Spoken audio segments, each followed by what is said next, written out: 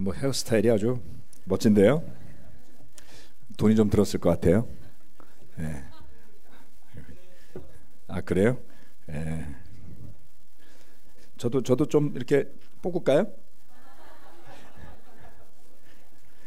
저는 머리카락을 기르면 이렇게 자동적으로 이렇게 휘거든요. 예, 그래서 좀 길러볼까 싶긴 한데 조금만 길면 또 자르라고 재촉하시는 분들이 좀 있어요. 그래서 예.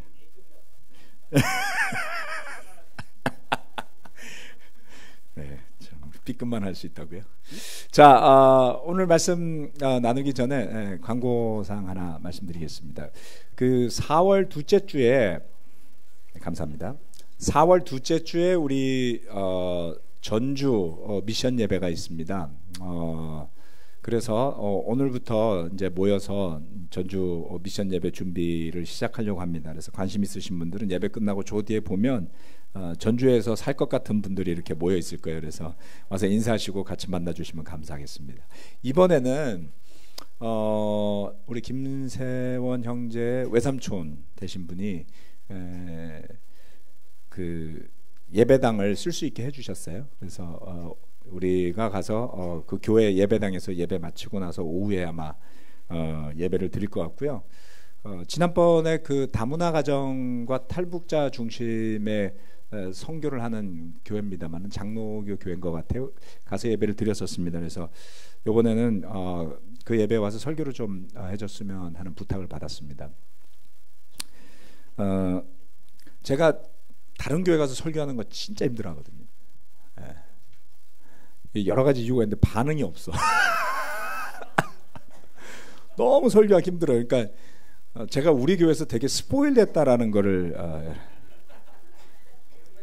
다른 교회에서 설교를 한 3번 정도 해봤습니다. 제가 지금까지 한 3번 정도 해봤는데 정말 저는 축복받은 목회자다 이렇게 생각하고 있습니다. 그 반응도 잘 해주시고 그리고 말씀에 대한 이해도 높고 그리고 열정도 많고 그리고 헌신하는 마음으로 있는 그런 분들로 꽉 찬 이런 교회에서 설교하는 게 정말 행복한 일이죠. 20몇 년째 이렇게 늘 해와서 제가 감사하지 않을 줄로 아시겠지만 전 사실 굉장히 감사하게 생각하고 있습니다. 아무튼 그래서 기도를 좀 부탁드리려고요. 이번에 전주 4월 달에 가서 설교해야 되는데 벌써부터 스트레스가. 네. 자, 오늘은 지난주에 말씀드렸다시피 제가 오프닝을 좀 하고서 요한복음 설교를 하니까 갑자기 그냥 다들 놀라셨는데 박재호 장로님이 그 설교를 들으셨더라고요. 그래서 제가 지난주 통화하는데 아니 요한복음 한참 이야기 사도행전 이야기하다 말고 갑자기 왜 요한복음을 해 이렇게. 사실 제가 작년에 설교 준비한 게 요한복음이었어요. 올해 강해 설교를 하려고 요한복음을 작년 한 가을부터 쭉 준비하고 책도 사놓고 읽어보고 여러 가지 준비를 해놨다가 말씀드렸다시피 이제 사도행전을 가지고 한 학기 이제 공부를 하게 됐습니다. 공부를 하게 됐는데 정말 그 제가 좀 이렇게 표현하면 그럴까요? 그러니까 좀 뭔가가 그 굉장한 자극이 왔어요. 사도행전 말씀을 보면서 제가 사도행전을 너무 좋아하고 그리고 열심히도 받고 많이도 받고 그리고 그 안에 모르는 스토리도 없고 중요한 구절들도 다 알고 있지만 역시 누군가가 정말 그 책을 위해서 삶을 바쳐서 준비하신 분들이 있더라고요. 그런 분들이 수고해서 정리한 것들을 이렇게 보니까 전혀 제가 보지 못했던 것들 또는 생각지 못했던 것들을 많이 배우게 됩니다. 그래서 제가 히브리서 강해 설교 준비할 때하고는 지금은 느낌은 좀 달라요.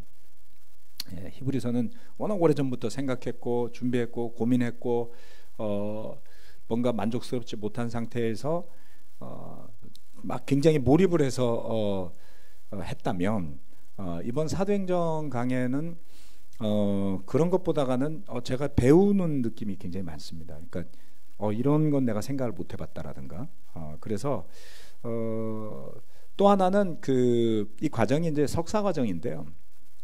석사 과정인데 이름이 이래요. School of Ministry and Theology예요. 그러니까 그 theology는 신학이고요. ministry는 우리가 그냥 우리 흔히 ministry라고 그러잖아요. 사역이죠. 그러니까 복음 전하는 그냥 일하는 거. 그래서 그 덴버에서 만든 석사과정 코스는 어떤 그 신학적인 논쟁이나 토론이 중심이 아니라 직접 그런 목회를 통해서 교회에서 사역으로 섬기고 싶어하는 사람들이 훈련될 수 있는 그러한 목적을 동시에 가지고 있습니다. 그래서 보니까 저희 클래스에 들어와 있는 사람들 중에 목사는 저 혼자인 것 같다는 느낌이 확 들었어요. 시간이 지나면서. 예, 보니까 그냥 뭐 세례받은 지 5년 된 형제, 뭐 7년 된 뭐 형제 이런 분들이 굉장히 많고요. 그래서 그런지 굉장히 스트레스가 돼요. 목회를 20몇 년 한 사람이 오답을 올리면 안 되잖아요. 예, 근데 제가 그 출제자의 의도와 다른 답을 첫 번째 리포트에서 올렸었습니다. 그래서 제가 무슨 생각을 갖고 리포트를 그렇게 썼는지 모르겠어요. 점수는 좋게 줬지만 내내 그게 마음에 걸려갖고 저의 완벽주의적인 성향이 예, 나오는 바람에 근데 제가 한 2달을 이걸 놓고 한 3개월을 고민을 했어요. 이걸 설교를 할까 말까, 설교를 할까 말까, 아니면 준비했던 그냥 요한복음을 할까, 아니면은 기존에 해놨던 몇몇 가지를 준비했던 것들을 할까 굉장히 고민을 하다가 2월 중순쯤 돼서 이건 정말 해야 되겠다라는 결심이 선 겁니다. 그래서 조금 히브리서하고는 조금 느낌이 다를 겁니다. 자, 사도행전 이제 오늘부터 시작해서 끝날 때까지 쭉 해나가겠습니다. 사도행전은 다른 책들하고는 좀 사뭇 다릅니다. 다른 몇몇 이유가 있는데요. 첫 번째는 저자가 특별합니다. 우리 모두 다 잘 알다시피 사도행전의 저자는 누가죠? 네. 누가가 사도행전을 썼는데 오늘은 이제 일반적인 개요만 좀 말씀드리려고 합니다. 이 사도행전에 대해서 좀 들어가기 전에 살펴봐야 될 책이 사실은 누가복음이에요. 왜냐하면 누가가 신약 성경에서 2권의 책을 썼는데 그 중에 첫 번째가 누가복음이고 두 번째가 사도행전이죠. 그러면 여러분들이 보시기에는 누가복음도 다 읽어보셨죠? 그리고 사도행전도 읽어보셨죠? 사도행전하고 누가복음이 따로따로 된 2권의 책일까요? 아니면 묶여 있었던 책인데 나중에 재본할 때 2권이 됐던 걸까요? 예? 후자? 예. 모르겠어요. 제가 정답을 드리려고 하는 게 아니라 성경이 2권으로 돼 있잖아요. 근데 읽다가 보면 이게 왜 좀 그런 게 고린도는 전서 후서 이렇게 돼 있잖아요. 그렇지 않아요? 그래서 사실 누가가 이렇게 쓸 거였으면 누가복음 전서, 누가복음 후서 뭐 이래도 되지 않았을까요? 근데 타이틀이 달라요. 누가복음, 복음서, 그 다음에 사도행전 이렇게 되어 있더라는 것이죠. 그런데 이 2권의 책이 누가가 기록한 이 2권의 책이 이 연결되어져 있는 책이다라는 것을 나타내는 표현들이 많습니다.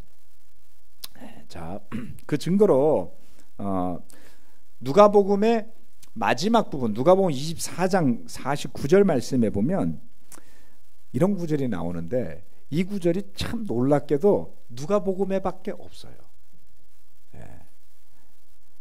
마가복음 뒤를 한번 살펴보시고 마태복음 뒤를 한번 살펴보시고 요한복음 뒤를 한번 살펴보세요.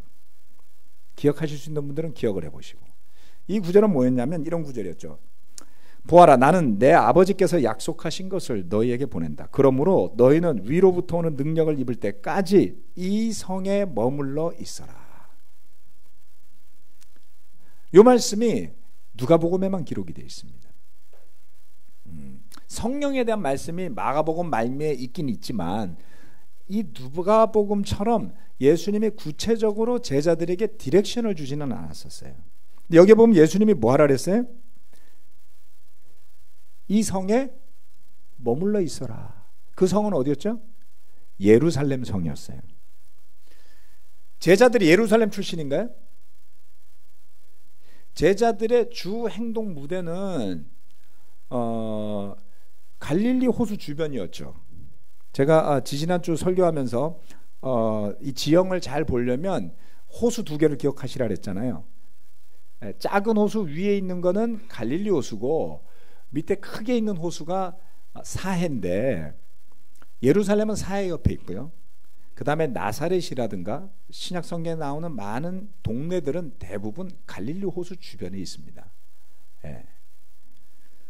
그래서 사도들과 제자들이 굳이 예루살렘에 머물러 있어야 할 이유가 많지 않았던 거예요. 그런데 예수님이 이렇게 이야기를 했어요. 자, 위로부터 오는 능력을 받을 때까지 이렇게 이야기를 합니다. 그런 다음 사도행전 1장 4절에 가보면 어떤 스토리가 나오냐면, 예수께서 사도들과 함께 잡수실 때 그들에게 이렇게 분부하셨습니다. 너희는 예루살렘을 떠나지 말고 내게서 들은 아버지의 약속을 기다려라. 사도들이 이제 알고 있죠. 그 전에 예수님이 뭐 하라 그러면 잘 기억도 못했던 치매 증상 비슷하게 반응했던 사도들이 이번만큼은 딱 기억을 했어요. 예루살렘을 떠나지 말고 내게서 들은 아버지의 약속을 기다리라고 명령했습니다. 그래서 그들은 모여서 뭐를 했습니까? 기도를 하죠. 언제까지? 아버지께서 약속하신 성령이 오실 때까지. 그래서 사도행전 2장 1절 말씀에 오순절이 되어서 그들은 모두 한 곳에 모여 있었다. 모여서 기도하고 계속 기다려요. 뭐가 오기를? 예수님이 약속하신 위로부터 오는 능력이 오기를. 그래서 이 누가복음 말미에 24장이면 거의 끝이잖아요. 그렇죠? 그 말미에 언급된 것을 이 누가가 사도행전 초반부에 설명을 하고 있더라는 것이죠. 그래서 그 말씀에 연이어서 일어난 것이 오순절 성령 사건이었습니다. 그리고 이 사도행전과 누가복음은 뭐 굉장히 연관성 있는 책이다라는 것을 또 보여주는 증거 중에 하나는 요건 다음이군요. 그 중에 하나는 수신인이 동일하잖아요. 그렇죠? 누가복음도 수신인이 데오빌로고, 그 다음에 사도행전도 수신인이 데오빌로로 되어 있죠. 그런데 데오빌로라는 이름이 굉장히 흥미롭더라고요. 이건 제가 요번에 처음 한 거예요. 그게 뭐냐면 필로라는 단어는 헬라어로 필로가 뜻이 뭔지 아시는 분들 계시죠? 보죠? 좋아하다는 뜻이잖아요. 필로소피 그러면은 소피아를 좋아한다 이런 뜻의 철학이라는 단어가 나왔잖아요. 그러니까 필로라는 것은 좋아한다는 뜻이에요. 그러면 데오는 뭐냐? 데오라는 단어는 하나님이라는 뜻이에요. 헬라어로. 그래서 이 데오빌로라는 이름이 그렇죠? 데오빌로 그렇게 적어놓으면 좀 헷갈리는데 데오필러스 이렇게 되거든요. 그러니까 데오라는 것은 하나님이라는 뜻이 있고 필러스라는 것은 좋아하다는 뜻이 있단 말이에요. 그래서 이 수신인이 묘하게도 아주 영적인 이름을 가진 사람이었어요. 높은 지위를 가진 사람이었고, 그리고 예수님에 관심이 무척 많은, 예수님을 믿고 따르는 사람이었던 것이죠. 그런데 누가가 이 누가복음에서 다루고자 하는 주제가 있고요. 그리고 연결해서 사도행전에서 다루고자 하는 주제가 있습니다. 오늘은 누가복음 이야기를 조금 하고 다음 주에 이번 주일이죠. 사도행전 1장을 하도록 할 겁니다. 자, 누가복음에서는 무슨 이야기를 주로 했을까요? 누가가 이제 누가복음도 읽어보시고 사도행전도 한번 읽어보세요. 자, 누가복음의 주제는 그냥 단순하게 구원이다 이렇게 볼 수 있습니다. 어떤 구원이냐면 첫 번째, 구원이 하나님에 의해서 준비되어졌다라는 것을 누가가 설명하고 싶어요. 그래서 누가복음은 하나님께서 우리를 어떻게 구원하시고자 예비하시고 준비하셨는지를 처음부터 쫙 이렇게 설명을 해나갑니다.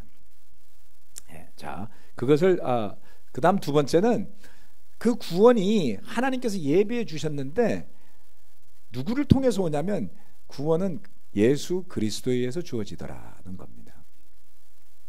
그리고 끝으로 그 구원은 유대인에게만, 이스라엘 사람에게만이 아니라 믿는 모든 사람에게 주어지는 것이다 라고 설명하는 것이죠. 이것이 누가복음에서 쭉 풀어나가는 설명들입니다. 자, 구절을 같이 볼까요? 네, 좋습니다. 자, 누가복음 2장 30절, 31절, 32절까지네요. 그렇죠? 네, 우리 다 같이 한번 읽어볼까요? 시작. 내 눈이 주님의 구원을 보았습니다. 주님께서 이것을 모든 백성 앞에 마련하셨으니 이는 이방 사람들에게는 계시하시는 빛이요 주님의 백성 이스라엘에게는 영광입니다. 자, 이것이 이 제사장의 기도인데요. 내 눈이 주님의 구원을 보았습니다. 이렇게 이야기하죠. 그 주님의 구원을 누가 준비했습니까? 주님께서 모든 백성 앞에 마련하셨으니 라고 부연 설명을 하는 것이죠. 기도하면서 이는 이방 사람들에게는 계시하는 빛이요 주님의 백성 이스라엘에게는 영광입니다. 예수님의 탄생을 보면서 그것을 기다려왔던 한 노인이 이렇게 기도하는 장면이 나온단 말이죠. 그래서 그 시작을 하면서 예수님의 탄생을 알리고 그리고 그 탄생을 축하하는 사람들의 목소리 속에 이와 같이 드디어 구원이 우리에게 주어지는구나. 그런데 그 구원은 하나님께서 손수 마련하셔서 이방 사람들에게도 그리고 주님의 백성에게도 함께 준비된 것이다 라고 설명을 합니다. 두 번째, 그 구원은 그리스도에 의해서 주어진다 라고 설명하는 것입니다. 자, 몇몇 구절들이 있는데요. 누가복음 2장 11절 말씀은 오늘 다윗의 동네에서 너희에게 구주가 나셨으니 이는 곧 그리스도 주님이시다. 구주라는 것이 구원의 주님이란 뜻이란 말이죠. 우리를 구원하실 분이 오셨다. 다윗의 동네에서 이렇게 이야기를 합니다. 천사들이 목자들에게 한 선언이었고요. 예수님도 직접 구원을 언급을 하시죠. 누가복음 19장 9절 10절 말씀 두 구절을 같이 한번 읽어보겠습니다. 9절 10절 시작. 예수께서 그에게 말씀하셨다. 오늘 구원이 이 집에 이르렀다. 이 사람도 아브라함의 자손이다. 인자는 잃은 것을 찾아 구원하러 왔다. 예수님이 이 땅에 왜 오셨다고요? 구원하러 오셨어요. 주님이 이 땅에 오신 이유를 분명히 밝히고 있습니다. 내가 온 것은 잃은 것을 찾아 구원하러 왔다. 마땅히 하나님에게 속해 있어야 될 사람들인데 마땅히 하나님께서 창조하신 그러한 생명들인데 하나님의 품에 있지 않고 잃어버렸다는 것이죠. 그래서 그것을 찾고자 왔다라고 말씀하셨어요. 이런 것을 찾아 구원하러 왔다. 그리고 주님은 십자가와 부활 사건 후에 주님이 아니라 제자들은 십자가와 부활 사건 후에 제자들은 예수님을 통해서 구원이 올 수 있음을 거듭거듭 강조하는 모습을 볼 수가 있습니다. 자, 사도행전 2장 38절 39절 말씀입니다. 우리가 너무나 잘 아는 말씀이시죠. 베드로가 오순절날 성령이 내려온 뒤에 그 성령님의 능력을 통해 깨달아서 설교할 때 이렇게 이야기를 했습니다. 회개하십시오. 그리고 여러분 각 사람은 예수 그리스도의 이름으로 세례를 받고 죄 용서를 받으십시오. 그리하면 성령을 선물로 받을 것입니다. 이 약속은 여러분과 여러분의 자녀와 또 멀리 떨어져 있는 모든 사람, 곧 우리 주 하나님께서 부르시는 모든 사람에게 주신 것입니다. 이 부분은 하도 중요한 말씀이니까 우리가 거의 외우다시피 하는 것이 좋을 것 같습니다. 그 다음 그들이 이 사도들이 다니면서 가르칠 때 이러한 말씀을 하죠. 네, 이 구절은 같이 한번 읽어볼까요? 사도행전 13장 38절 39절 말씀입니다. 시작. 그러므로 동포 여러분, 바로 이 예수로 말미암아 여러분에게 죄 용서가 선포된다는 것을 알아야 합니다.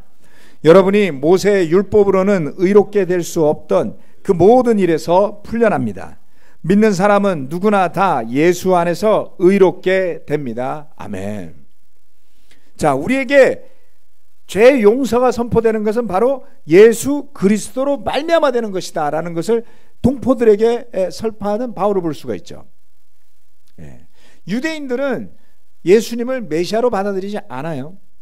유대인들은 죄사함이라는 것이 제사장을 통해서 주어진다고 믿었지 예수 그리스도라는 어떤 한 사람을 통해서 주어질 거라고는 보지 않았습니다. 그러나 오실 메시아가 바로 이분이고 이분을 통해서 우리에게 죄 용서가 주어집니다라고 말했을 때 유대인들이 그것을 잘 이해하기는 어려웠어요.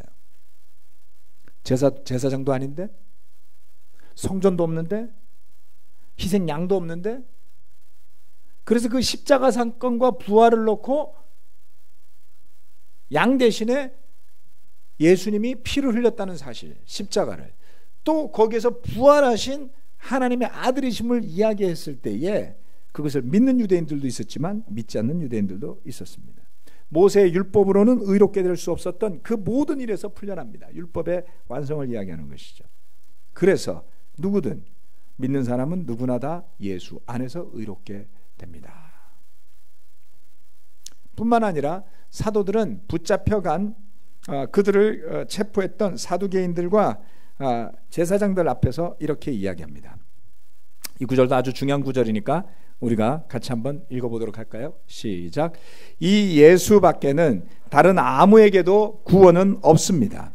사람들에게 주신 이름 가운데 우리가 의지하여 구원을 얻어야 할 이름은 하늘 아래에 이 이름밖에 다른 이름이 없습니다. 아멘. 여러분 이 말씀 믿습니까? 예수 밖에는 다른 아무에게도 구원은 없습니다. 너무 편협한 거 아니에요? 우리는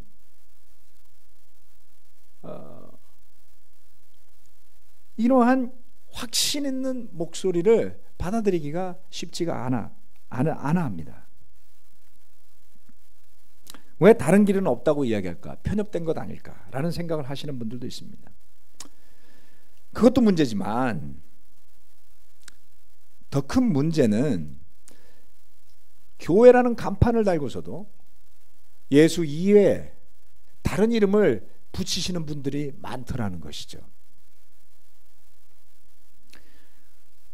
요즘에 신천지라는 교회가 많이 커졌습니다. 거기 교회 아니라고 말하는 것도 바보짓이에요. 왜냐하면 성경 갖고 있죠. 하나님 이야기하죠. 예수님 이야기하죠. 교회하고 지금 싸움이 붙었어요.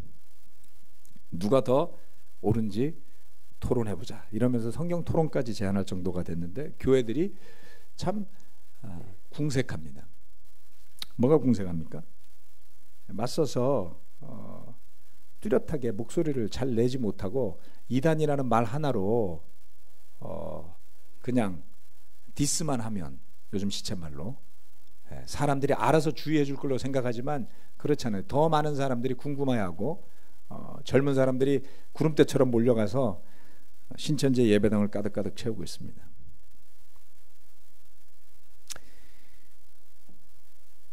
말씀이 이렇게 명백하고 심플한데 예수 그리스도 외에 다른 아무에게도 구원이 없다고 말씀하는데 왜 신천지가 득세해야 될까요? 그거는 대한민국 기독교가 자초한 문제입니다. 왜냐하면 제가 교회를 비난하고자 이런 말씀을 드리는 게 아닙니다. 그것은 우리에게 해당되기 때문이에요. 왜 유명한 목회자들이 말씀보다 더 권위가 있는 것처럼 행세하는 교회를 만들어 놓고 사람들이 그리스도가 아닌, 예수님이 아닌 사람의 가르침을 따라가는 것을 막아보려고 한들 이미 만들어진 문화예요.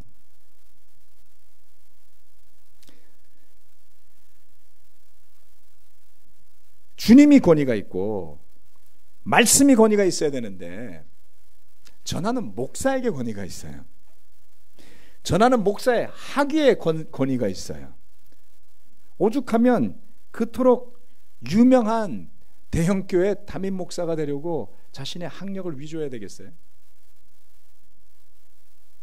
여러분은 이해 못하시겠지만 말씀이 중심이 아닌, 주님이 중심이 아닌 교회를 세우려고 하다 보면 나중에 말씀이 중심이 아님에도 불구하고, 예수님이 중심이 아님에도 불구하고 그런 것들이 교회로 파고들었을 때 막을 수가 없는 거예요. 문화와 풍토가 그렇게 잡혀있기 때문인 것이죠.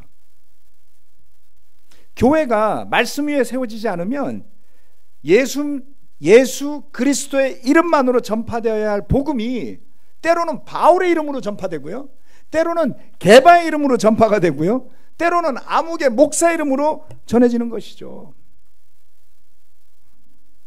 우리는 누구의 이름에 우리의 마음과 눈을 맞추고 있는 것일까요? 모든 형제자매들이 오직 주님께만 그 마음과 믿음의 초점을 맞출 때에 비로소 교회는 생명력을 띠게 되는 거예요. 물론 목회자의 영향을 전혀 받지 않는다, 그렇지 않습니다. 우리는 영향 받을 수밖에 없어요. 그래서 아무나 교회 리더로 세워서는 안 되는 것이죠. 어려운 숙제 맞습니다. 그러나 한 명 한 명의 형제자매들의 그 마음과 믿음의 중심과 초점이 명확하게 말씀과 주님에게 가 있다면 잘못된 리더가 나온다 할지라도 그 리더는 그 교회를 흔들 수 없어요, 여러분. 그렇지 않습니까? 안타깝게도 저는 지난 한 10몇 년 동안 말씀이 아니라 관계를 따라가는 사람들 많이 봤습니다. 그것도 다른 곳도 아닌 이 교회 안에서요. 말씀대로 순종할 수 없는데도 불구하고 그 변명이 통할 수 있는, 여러분, 은혜로 서로를 대하는 것과 그 변명을 이해해 주는 것과 그 변명을 믿고 따르는 건 다른 겁니다, 여러분.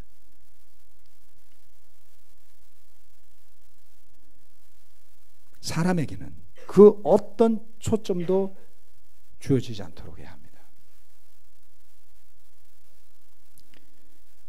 제가 우리 교회의 모습을 보면서 정말 감사해하고 소중하다고 믿고 느끼는 것은 우리 교회 이름 때문이 아니에요, 여러분. 그것은 한 명 한 명의 형제 자매들이 저보다가 말씀을 더 신뢰하고 믿기 때문에 제가 주의하고 조심할 수 있는 거예요. 그것이 저를 지켜주는 거라는 것이죠. 그렇지 않습니까? 네. 세상 사람들도 절대적인 권력이 부패하는 것이라는 것을 상식적으로 알고 있습니다. 견제되지 않는 권력이 어떻게 건강하게 은혜로운 군주처럼 하나님처럼 하겠습니까? 세상에 어떤 인간도 그렇게 하지 못할 거예요. 우리는 다 죄인이에요. 더더군다나 성직주의를 부정하는 우리 그리스도의 교회에서, 우리 교회는 성직주의 없어요, 여러분. 오해하지 마세요. 저는 성직자 아닙니다. 함께 말씀을 전하는 말씀 앞에 서 있는 제자들이에요. 그렇죠?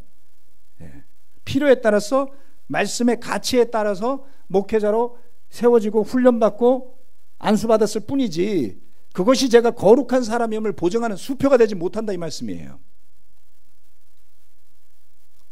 그러한 눈으로 우리가 서로를 구분하지 않았으면 하는 바람입니다.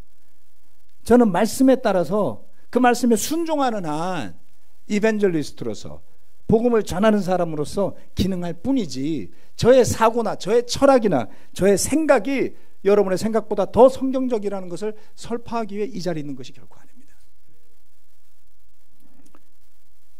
구원받을 이름은 예수 외에 없다. 그래서 신천지가 우리 교회는 들어오기가 어려워요. 여러분 들어왔다 간 거 모르시죠? 왔다 갔어요. 저하고 성경 공부도 한 2번 했어요. 네. 또 올 겁니다. 걱정하지 마십시오.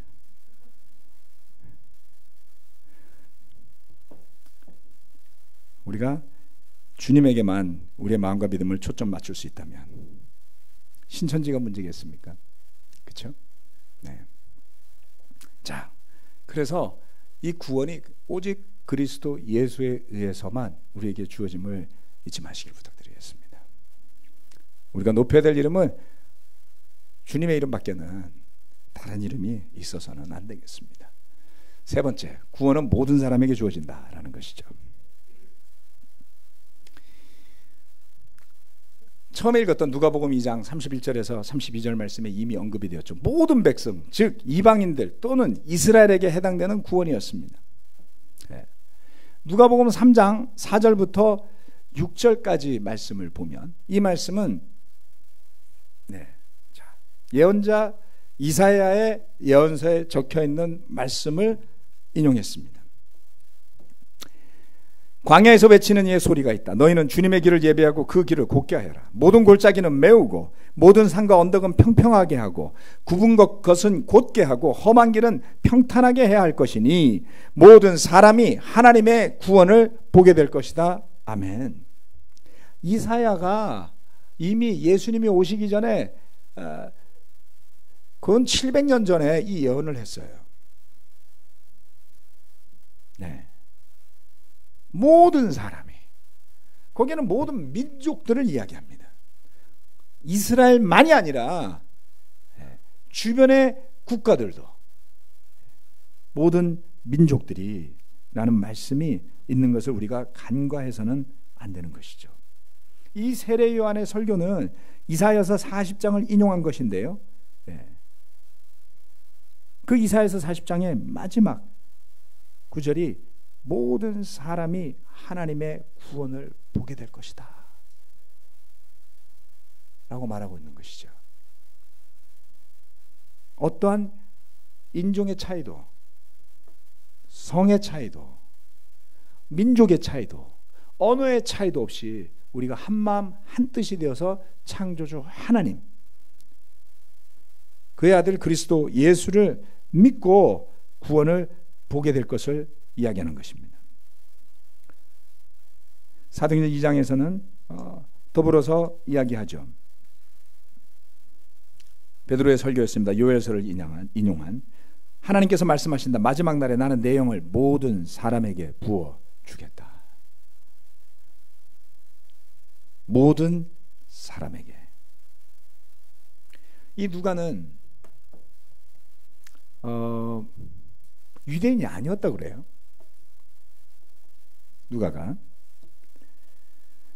그래서 유일하게 유대인이 아닌 사람이 성경을 기록한 사람이 되었습니다.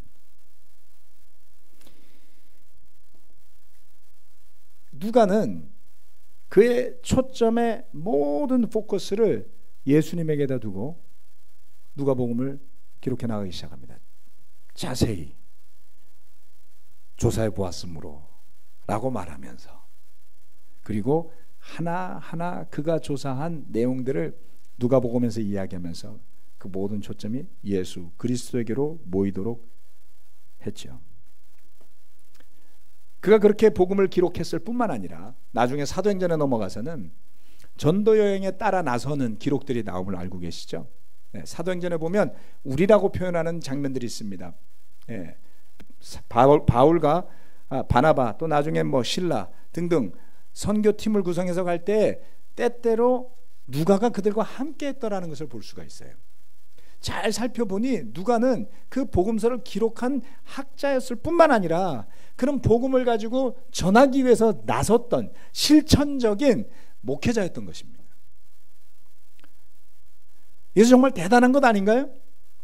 그렇죠? 누구는 공부만 하고 누구는 가르치기만 하고 전하는 사람은 따로 있고가 아니라 사도로부터 시작해서 제자라면 누구나 말씀을 묵상하고 공부할 뿐만 아니라 그 말씀을 들고 나가서 전하는, 현장에서 살아있는 믿음으로 살아가는 동등한 정체성을 가진 교회의 구성원들이었다라는 것을 보게 되는 것이죠. 네.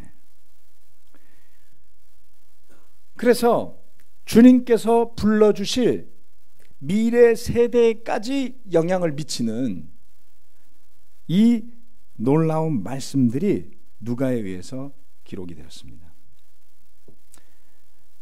그렇게 주님에게 모든 초점이 맞춰져서 이제 그 초점들이 어떻게 퍼져나가는지를 기록한 사도행전으로 다음 시간부터 같이 또 보도록 하겠습니다.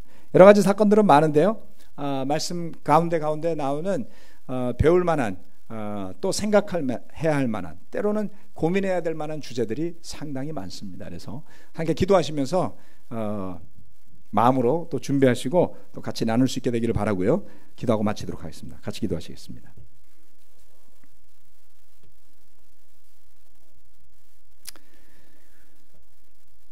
하나님 아버지, 사도들이 예수님을 십자가에 못 박아 죽였던 제사장들, 율법학자들, 사두개인들 앞에 섰을 때 어느 틈엔가 그들은 당당해져 있었고 확신에 차 있었습니다. 하늘 아래 이 예수라는 이름 외에는 우리에게 구원을 위해 주어진 이름이 없습니다 라는 담대한 선언을 하게 됩니다.